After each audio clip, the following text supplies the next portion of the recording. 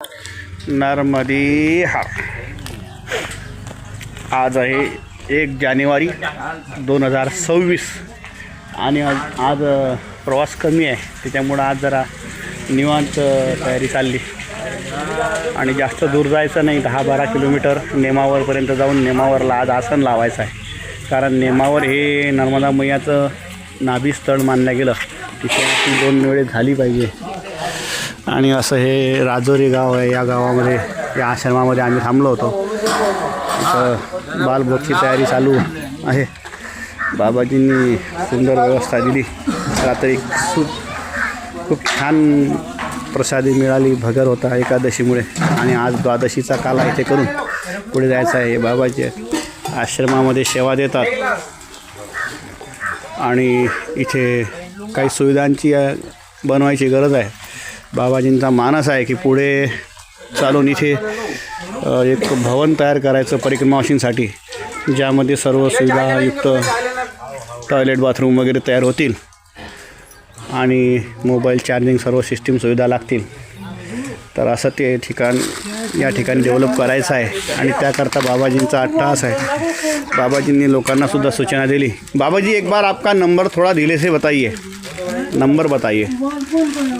कौन सा number? Phone वाला जो जहाँ से पैसा जमा होता है. अभी नहीं. बाबाजी मना कर रहे हैं. ये क्यों बना रहे हैं? ठीक है. नर्मदे हर मना कर रहे बाबा बनाने के लिए. हम आपको नीचे खालून थंबनेलमध्ये नंबर टाकून देईल. त्याच्यावर आपण पैसे द्यायचे असले तर गोळा करू शकता. नर्मदे हर. नर्मदे हर.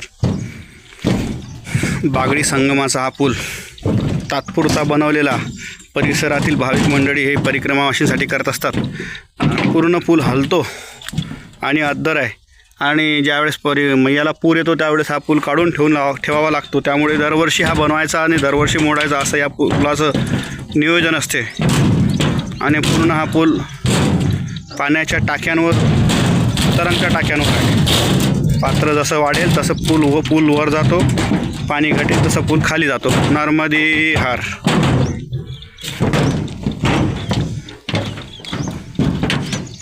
अगदी मधोमध चालावं लागते. नर्मदे हर. आज आहे 1 जानेवारी 2026 आणि आपल्या नर्मदा परिक्रमेचा 58वा दिवस आहे. आणि या दिवशी आपण या बागडी संगमाच्या पुलावरून नेमावरच्या दिशेने चालत आहोत. अशा प्रकारचा हा पूल आहे. पूर्ण झुलत्या टाक्यांवर पूल आहे, तरंगत्या टाक्या आहेत आणि त्या टाक्यावरच पूल आहे. पाणी आलं तर पूल वर जातो, पाणी कमी झालं तर पूल खाली जातो. नर्मदे हर. नर्मदे हर. पूल चढून वर आल्यावर इथे आहे कालभैरव आश्रम. आश्रमाचं नवीन निर्माण चालू आहे आणि सुंदर ठिकाण आहे. नर्मदे हर. बहुतेक इथे आता एवढ्यातच काही उत्सव होऊन गेला. त्याच्या उत्सवाच्या खुणा इथे दिसत आहेत. नर्मदे हर.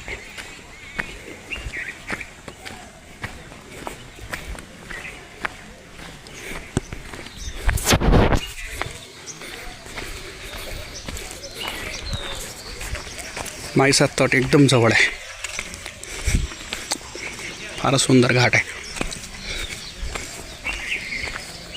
इथे परिक्रमावासी थांबलेत. त्यांना चाय वगैरे चालू आहे. नर्मदे हर. नर्मदे हर. दुपारचे 3:30 वाजलेत आणि आता नेमावरमध्ये प्रवेश करतो. नेमावर हे विविध धर्मपंथासाठी प्रसिद्ध क्षेत्र आहे. इथे सुंदर एक जैन मंदिराचं बांधकाम चालू आहे. फार भव्य आहे. आतमध्ये प्रवेश नाही. आणि हा इथं बाजूला शीख समाजाचा गुरुद्वारासुद्धा आहे. तर असं सर्व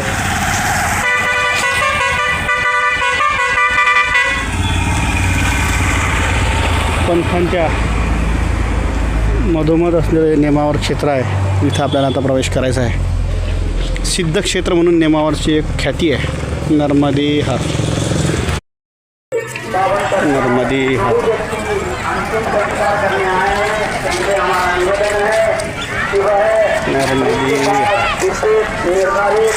स्नान घाट पर स्नान करें, किसी अन्य स्थान पर स्नान न करें एवं समस्त श्रद्धालुओं से हमारा निवेदन है कि बुद्ध प्राचीन मंदिर के आसपास एवं स्नान घाट पर शौच गंदगी इत्यादि न करें। नमस्ते।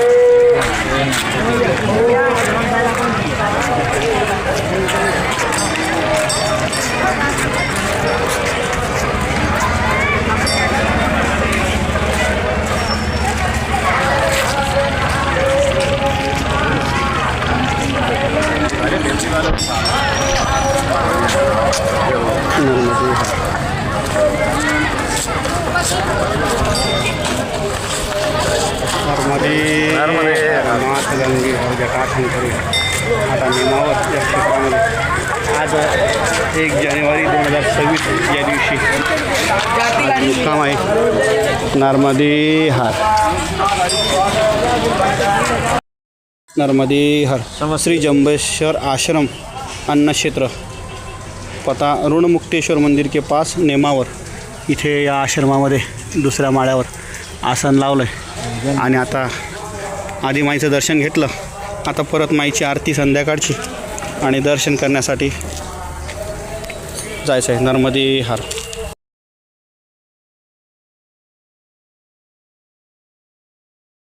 नर्मदे हर नर्मदा परिक्रमेच्या 58व्या दिवशी आज आम्ही पोहोचलो इथे सिद्धनाथ आश्रम सिद्धेश्वर आश्रम आणि सिद्धेश्वराच्या मंदिरामध्ये सिद्धेश्वर भोलेनाथाचं हे मंदिर आहे आणि इथूनच नर्मदा मैयाचं नाभिस्थळ असं गिनलं जातं।